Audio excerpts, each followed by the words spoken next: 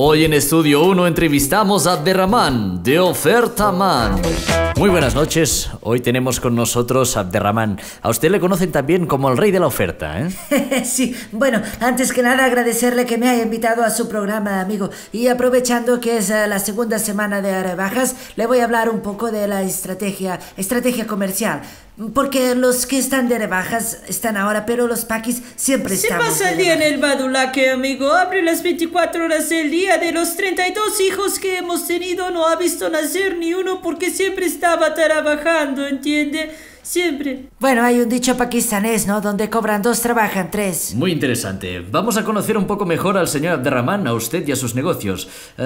Usted tiene 2 restaurantes Doner Kebab, Sí. un Badulaque y controla unos Sí. 150 vendedores ambulantes. Sí, bueno, dicho así. Si es que no para, amigo, no para. Trabaja más que el fisioterapeuta de Iván de la Peña. Ahora ha comprado acciones del Corte Inglés. Sí, bueno, hay que diversificar el negocio, ¿no? Para no acumular mucho dinero hay que ¿Y invertir. no le da miedo que le roben? ¿Le han robado en su Badulaque? Sí, claro, se tiene que usar la técnica brazos arriba. Ah, ¿y cuál es esta técnica? Brazos arriba, golpe por detrás y puñetazo donde duele más. Ah, muy interesante. ¿Podría dar 4 consejos a los comerciantes de aquí para que tengan unas buenas rebajas? Bueno, un buen pakistanés nunca revela sus secretos, pero le voy a decir 3, va. En primer lugar, tiene que abrir 24 horas, amigo, y dejarse de tonterías del domingo y tonterías occidentales. En segundo lugar, tiene que insistir mucho. Quererosa, amigo.